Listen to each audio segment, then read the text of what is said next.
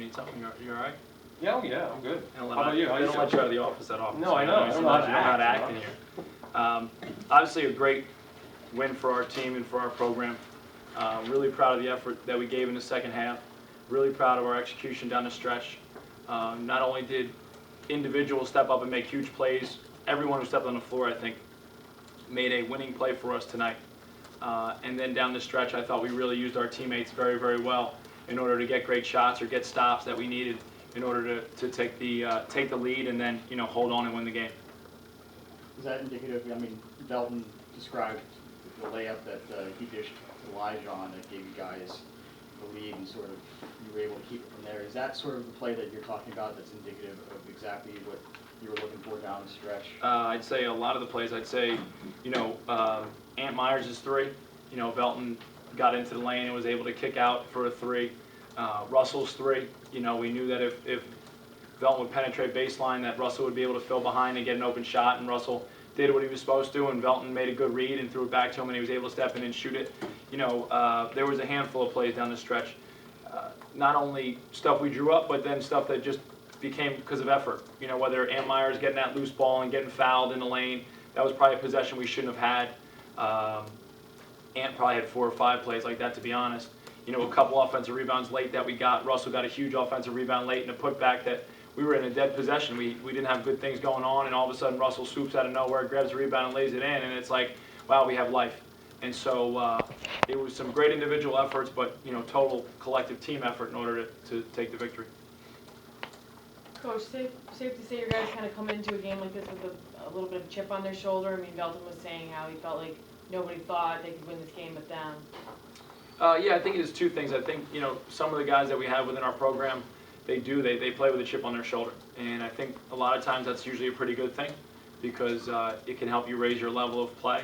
I also think, this is a game just because of the inner city part of it that, our guys want to play and they want to win the game. And I like the fact that, once again, we come and play an Atlantic 10 team, we win the game, and it's not expected, but we act like it's expected. We are in other situations where, you see teams on TV all the time, they beat a team from a higher league, and all of a sudden they're jumping up and down and celebrate. Well, we have an expectation that we can go out and compete, and if we do what we're supposed to do, win games like this, we just have to continue to do it on a consistent basis. We can't wait 27 years to beat Duquesne back-to-back. I think that was the last time it happened. If we're going to continue to stake our claim as one of the best teams as a mid-major, in college basketball. Any questions for Coach? Sorry, Sam. You left. But you guys had too many turnovers in the first half. I think you had 10 or 11, and then cut that down in the second half. What do you talk about halftime, and what do you think that the key was to hold on to the ball in the second half? I think one of it was a lot of it's just playing with some poise. Duquesne does a really good job. They led the country last year in turnover margin. They're causing almost 20 turnovers a game this year, and they win 80% of their games when they get 20 turnovers or more. And so, we looked at a lot of film of Duquesne. We tried to figure out how we could be strong with the ball, but I think in the first half, as much as you try and replicate some of that chaos in practice, sometimes it's not always easy to do. We played on Saturday night. We had a walkthrough on Sunday. We practiced yesterday. We hadn't seen defense like this in a little while, and we weren't able to really replicate it live. So, I thought our guys looked a little bit uncomfortable, a little bit hesitant. And in the second half, we did a much better job of being strong with the ball, attacking their pressure, doing a good job of getting into the paint and penetrating, and then being able to find a teammate for a good shot. And, I think our guys just settled down a little bit, whether it was Belton or Russell. Both those guys had 8 of our 11 turnovers in the first half. Belton's arguing that some of them weren't his, but we'll talk about that later. But combined they only had 1 in the second half.